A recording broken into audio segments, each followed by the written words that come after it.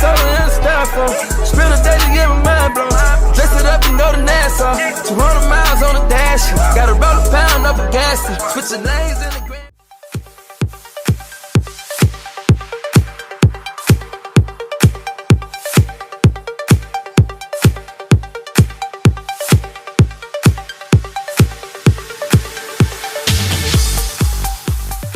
What's up, you guys? It's your girl XIARRADIAMOND here, and today I am here with finally my lace frontal Slayage 101. This is going to be lace frontal and lace closures.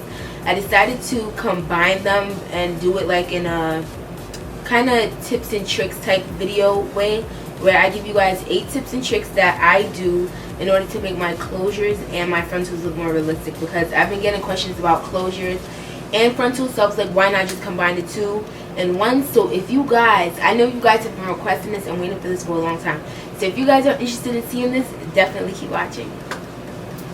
So I have 8 tips and tricks for you guys. So I'm going to start with one and keep going, and I'm going to actually try to do it like hands on so that you guys can actually see exactly what I'm saying when I explain to you guys each tip and trick. So trick number 1, I've seen a lot of videos and I've seen a lot of people in general who usually when they wear their closures, like for example, this is a closure that I have on right now, and it's not properly blended, as you can see, because I didn't properly blend it because I wanted to do it for this video for you guys. A lot of the videos that I've seen, a lot of people when they do their wigs, they bleach the knots in order to make the line of demarcation not appear as visible. And the line of demarcation is basically where you can see like where the wig starts and like where your hairline is. So a lot of people usually, I've seen a lot of people use concealer. I'm gonna move up a little bit. I've seen a lot of people use concealer for like this area right here. Now as you can see, the roots of this wig, the knots are a bit over bleached, so disregard that, like this is just whatever. But yeah, a lot of people use their concealer and they're like, oh, let's conceal the, you know, line of demarcation and make it look a little bit more realistic. Now I don't do that. I use foundation. Now I've been using foundation to cover up the line of demarcation in all of my wigs for a while now, because I just feel like I would rather have my scalp of my wig match my face than to appear lighter. Now although our scalps are naturally lighter than our actual complexion, with wigs, the lighter the scalp, it can make it appear to be more fake, and it doesn't make it look as realistic. So I use foundation, and I'm going to show you guys exactly what I do. So I use like a skinny brush like this. If you guys want to get this brush, this is a Morphe M170-4 brush. I have my mirror right here, so I'm going to do it right here on camera for you guys. So I usually just take this brush, I open up my foundation, and I usually try to go into the cap so that I don't have to dip into this, because sometimes you can get a little bit too much, but it's whatever. I'm going to dip into the cap and pick up, like, you can't really see because it blends in with the actual color of the brush, but I just take this and I go like this. I dab it going down to my face and go back. Now you can take this back as far as you want it. I like to just try to bring it to like a midsection. You don't have to go all the way back, but I try to bring it to like a good enough section. Now after doing that, what I like to do in order to make the foundation really like get into the grid of, well, the grid is like the lace, in order to like really set into the lace, I usually just take this spray. This is like, I just use this spray because it's my favorite spray and I love the way it smells, but you can even use water if you want to, but I just use this spray and I spray it on my finger and I just like pat it down so that it's really like in there. You don't have to like use too much of it, like just pat it down, and it allows the lace to really like set into your like part, wherever your part is, and then you could just like tap the front out a little bit. The scalp looks way more realistic already compared to if I use concealer. Now time for hack number 2. So hack number 2 is basically black eyeshadow.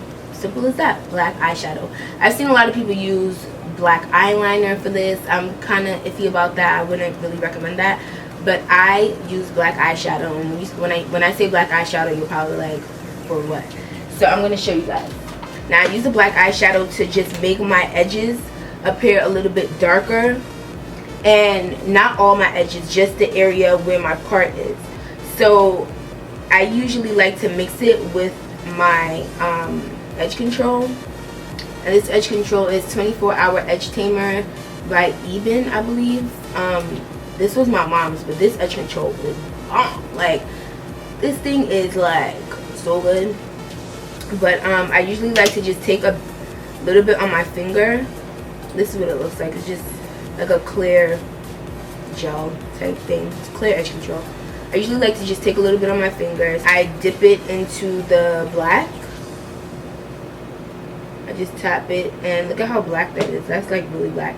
And I just like to tap it onto where my part is, just to darken it a little bit.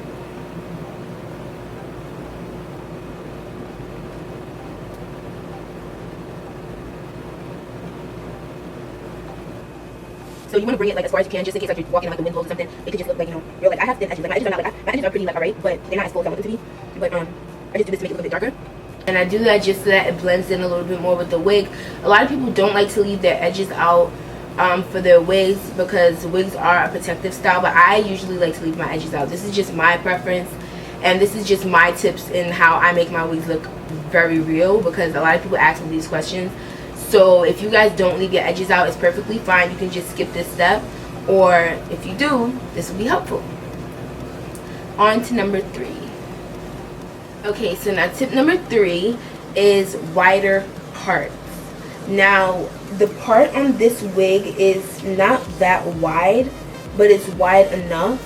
When I say wider parts, I don't mean like to create a wide part where it looks like Moses parted the sea. Like, I don't mean that at all, because that makes your wig look horrible. When I say wider parts, I just mean like a natural looking part, because a lot of people have the tendency of doing like these very, very skinny parts that legit look like just a line going down. Like, and when I say line, I mean like a skinny little ant trail, like a very, very skinny line. You don't want it to be just a little skinny line of hair missing in your part, because it looks very fake. And I'm not trying to be rude or anything, but it doesn't look as realistic as it should. Like, think about it as if you're parting your real natural hair. When you part your hair isn't as your part isn't skinny like when you part your natural hair. So why would you make your wig part skinny? It doesn't look as real. So tip number 4. Oh my gosh, my hands are so ashy. Okay, tip number 4 is small braids under your unit. Now my braids right now are pretty not small. Like, they're not small. They're kind of like standard cornrows, but there's only like around, I would say 8 or 9 braids under here. But when I say small, like, I mean get them as small, not as small as possible, like tiny, but small enough so that your units lay flat, because that is also very important as far as your units looking realistic. Because if your foundation under it is not proper and it's like too big and bulky, your wig is gonna sit on top of what's on your head. So if your foundation under is not the business, your wig is not going to really like sit properly. So make sure that you have flat and small, proper, like neat braids. Even if they're not small, make sure they're neat and they're like as flat as possible. Tip number 5. Now this tip is very important. I'm going to show you guys. This is tip number 5. A curling wand. Now a curling wand is extremely important in allowing your wig to look real, because it helps it lay flatter. Now with the curling wand, you have to be extremely careful, because you don't want the temperature on this to be set too high, because it can burn the lace. And trust me, that has happened to me before. It's not the business, it's not the wave. You're gonna be upset, because I burned the lace of one of my favorite wigs, and I was legit sitting there like, wow, Ciara, you're done. Like, what are you gonna do now? You're gonna have to make a new wig. Like, I was really contemplating on, you know, making, like, taking the wig apart and just starting over, but it was too much work. So I just had to live with it. But you want to make sure that it could be any size barrel. There's no specific barrel size. This one is the Irresistible Me 8-in-1 and I really like this one because I can remove the barrel and change it to whatever size I want. And if you guys want to see a video on this, I have a video, so I'm going to leave the link down below. So yeah, I usually just use this. Make sure that the heat is not set too high. These usually go up to like around 450, I believe. So I try to set it into like the 300s. What I like to do is this is not on right now. I'm just going to show you guys what I do. I usually like to take this and go along the part, hold it down, and just bring it down multiple times. Do it to each side. Like that. And I even do it to the back, because sometimes when you do the two sides, the back may puff up a little bit, so you want to make sure to get that. So I just do this all around, and once it's hot and mix it laid down, and you can even brush it after. And once after you brush it, you can even run it on it again a couple times. Like when you do it, you're actually training the hair in which way to lay, which way you want it to lay. Let's say you want to switch, you know, the part or something, you can always use this as a guaranteed way to help train your parts. Once you select wherever you want your part to be, definitely use this and a brush and you're good to go. Now number 6, and this, I should have made this tip to be, I should have made this the number 1 tip. This one applies to both lace frontals and closures, but a lot of people don't do this for closures, so I'm going to recommend that you guys do this, and that is lowering the density of your closure. I can't stress how important that is.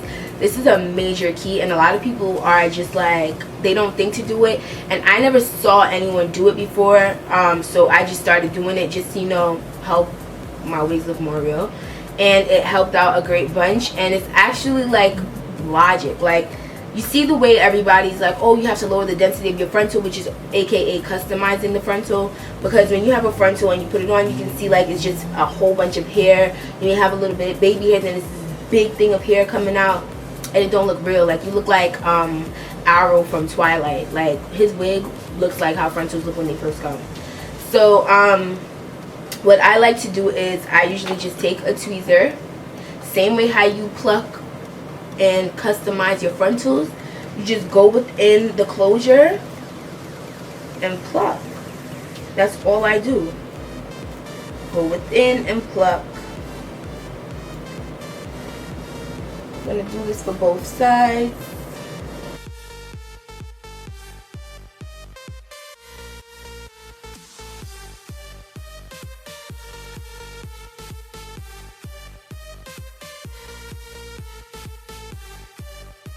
That you get is not shedding. Oh, this hair that you get is not shedding. Can you guys see that? This is basically just the hair from you being plucked. Now number 7, this one pertains specifically to frontals. So I'm going to throw on the frontal from my original frontal video, and show you guys how I, you know, make it look real. So this one, BRB, I take this unit off.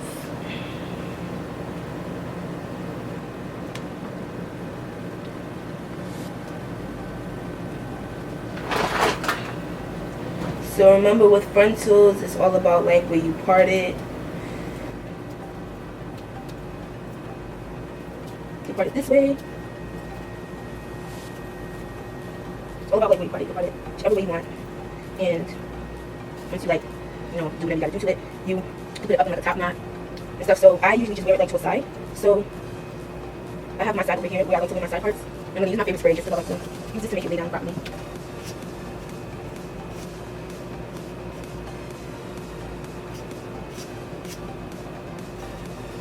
Now this doesn't look very real to me. Like, it looks like a wig, and from where you can see, like, I really don't have my edges that visible right now. This is just the frontal. Like, my edges are down here, but the frontal is up here. So I like to bring it where it is, and once I decide where my part is going to be, so I'm just going to fix this part a little bit just so that it's a little bit more straight. Not straight, but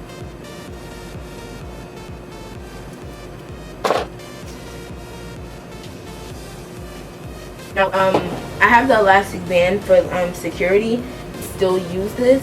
Got to be ultra glued gel, which is, you know, the it factor in all frontals. So I usually just do this, put some on my finger, and tap it where I want it to, you know, lay down.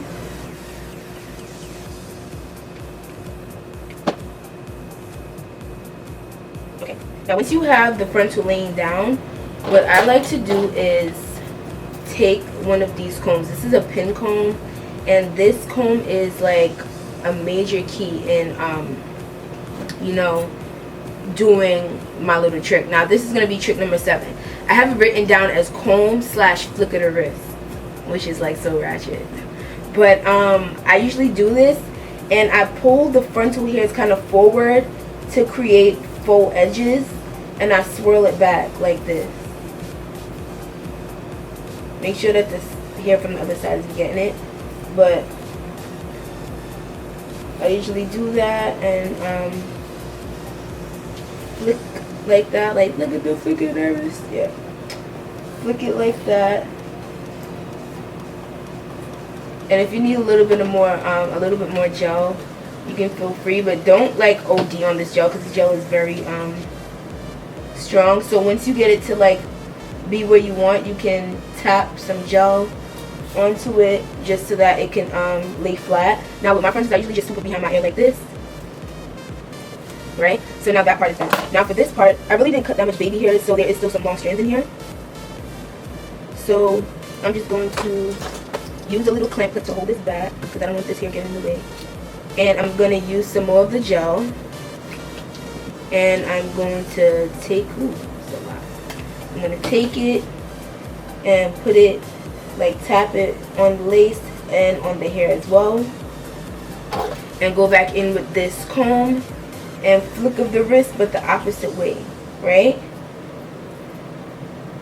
Now, being that I don't like to cut baby hairs that often, like what I do is I take the hair, because you see these strands in the front are like long. I take it and I just swoop it under the lace. So I will lift it up a little bit and just push it under the lace. Now this works for me. A lot of people, some people may not want to do this, but I do this because I don't really like applying this on my edges because this is really strong. So I just use it where I have to, and I just push it under there like this. And then once you do that, you can always readjust the swirl. And you don't need all the extra fake looking baby hairs and stuff. It's just wherever your part is. And then you just try to like separate it so that it looks realistic and it doesn't just look like hair.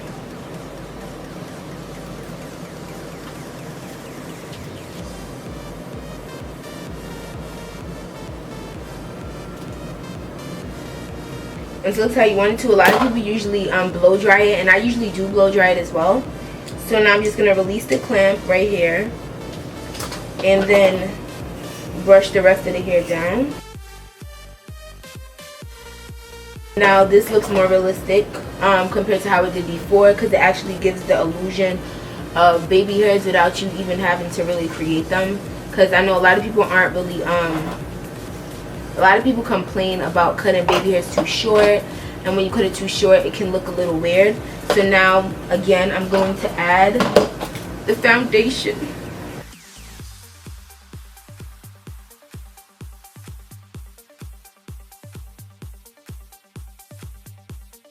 You can bring it in front as well.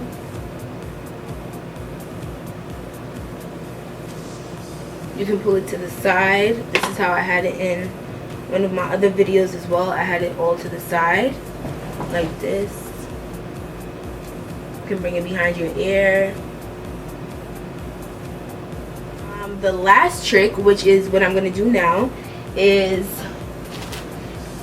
wrapping foam. Now wrapping foam is a major key for me with my frontal specifically, because when you want to get your front to lay a little bit flatter, like once you apply the gel, like let's say you apply the Got To Be gel all along your hairline and you dry it, I usually like to just secure it with some wrapping foam and you know, the wrapping strips. I usually do that, but I'm out right now so I have to buy more. But I'm going to insert a picture of the wrapping strips. I usually like to put some wrapping foam on there, wrap it, but I also like to put some wrapping foam and put it on my hair like this. And I'll take some foam, you can see it right there. You don't need too much for this. And I just like to let it lay the hair as flat as possible. Like, this is really, really good. Like, I'm going to leave a link for this in the description too. But those are my 8 tricks for realistic looking closures and frontals and things like that. This is the major key of everything that I do. Like, this video is the major key. Like, I got the keys. I got the keys. This is what I do for like all my things, and it may look wiggy at first, but once you add your own touch, it changes totally. Because you see how the frontal looked when I first put it on. It looked kind of wiggy, but once you know, add your own little tweaks and tricks to things, it always makes things look better. So if this video was helpful, definitely give it a thumbs up.